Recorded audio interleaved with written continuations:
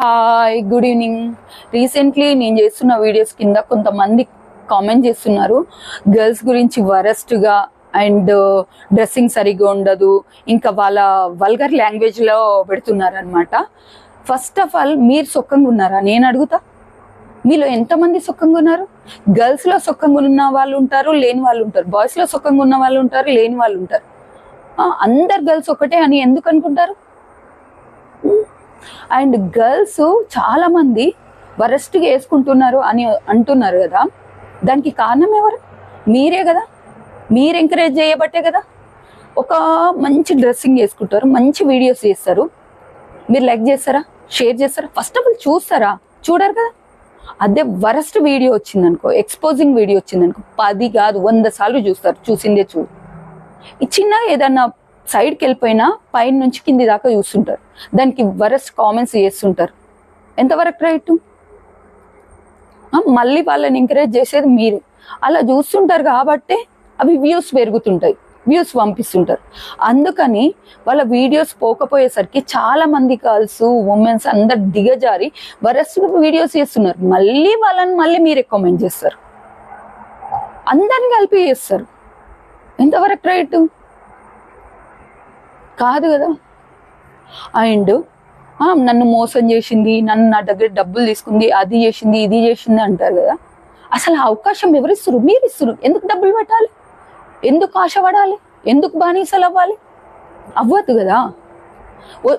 మీకు ఒకే వైఫ్ ఉండాలి, ఒకే లవర్ ఉండాలి, ఉంటే ఒకరి మీదనే ఇష్టం ఉండాలి.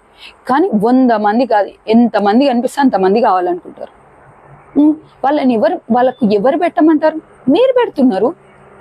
అదే అవకాశం వాళ్ళు తీసుకుంటున్నారు. మీరు ఇంట్రెస్ట్ చూపబట్టే కదా వాళ్ళు దీన్ని తీసుకుంటున్నారు. అవకాశం చేతిలోకి తీసుకుంటున్నారు, కాజేస్తున్నారు, మోసం చేస్తున్నారు, చెక్కేస్తున్నారు. మీరు ఏడుస్తూ బాధపడుతూ మందు కొడుతూ మూలకు గుర్తూ గర్ల్స్ మంచోళ్ళు గారు, తిరుగుబోతులు, అది ఇది వరస్ట్ డ్రెస్లు వేసుకున్నారు, అది ఇది అని అందరిని కలిపి అనేస్తుంటారు. ఎంతవరకు రైటు? అదే మీరు ఒక్కరు తప్పించి మిగతా వాళ్ళు వస్తే వెళ్ళిపో అంటే గర్ల్ అస్సలు రాదు.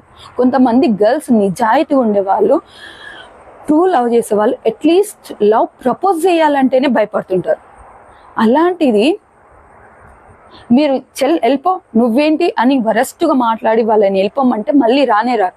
మీరు చూపే ఇంట్రెస్ట్ని బట్టే వాళ్ళు మీ దగ్గరికి వస్తుంటారు, మిమ్మల్ని చీట్ చేస్తుంటారు, మీ దగ్గర అమౌంట్ తీసుకుంటున్నారు. మీరెందుకు సుఖంగా ఉంటలేరు? ఇగో ఆడదాని చూపుకి రాజ్యాలే కూలిపోయినాయి అని అంటారు. దానికి కారణం మీ జెన్సే. అందలం చూపించేసరికి బానిసల పడడం ఎందుకు? నా టార్గెట్ ఏంది? నేను జాబ్ చేసుకోవాలి, చదువుకోవాలి, లేదంటే నాకు వైఫ్ ఉన్న ఒక్కతే అండ్ లవర్ ఉన్న ఒక్కతే, ఇట్లా అనుకుంటే ఇష్టమైన ప్రేమైన ఒకరి మీదనే పెట్టుకుంటే ఇవన్నీ జరగవు కదా. మళ్ళీ వాళ్ళ మీద పగళ్ళు, మీడియాలకు వెళ్ళడము, ఫైట్ చేసుకోవడము, గలీజ్ చేసుకోవడము, చిల్లర పంచాయతీలు, అవన్నీ పిచ్చుకుంట్ల కోరికలు, పిచ్చుకుంట్ల ఆశలు, ఒక్కరు కాకుండా 100 మంది కావాలి అనుకోవడం వల్ల మాత్రమే. ఫస్ట్ ఆఫ్ ఆల్ గర్ల్స్ అట్లా దిగజారడానికి కారణం నాకు తెలిసి మీ జెన్సే. మీరు మంచి వీడియోస్ చూడండి. ఇంకొకటి, మీరు మంచి వీడియోస్ చూస్తే మీకు మంచి వీడియోసే సజెషన్స్లో పంపిస్తుంటారు.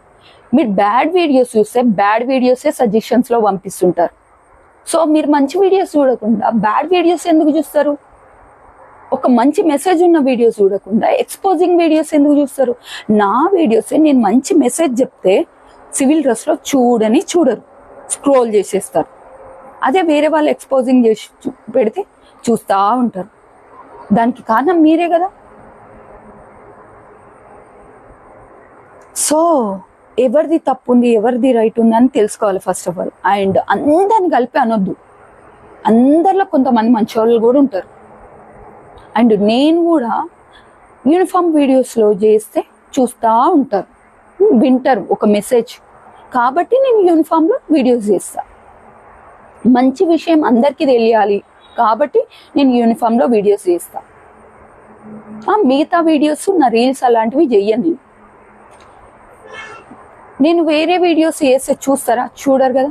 కాబట్టి ఒక మంచి విషయం అందరికీ చేరాలి కాబట్టి నేను యూనిఫామ్లో వీడియోస్ చేస్తా. అదే అనమాట. అన్నిటికీ మీరే రీజన్. మీరు కంట్రోల్ ఉంటే అందరు కంట్రోల్ ఉంటారు. గర్ల్స్ని అనుకుంటా పోతే ఏమీ రాదు. అందులో కొంతమంది మంచి వాళ్ళు కూడా ఉంటారు.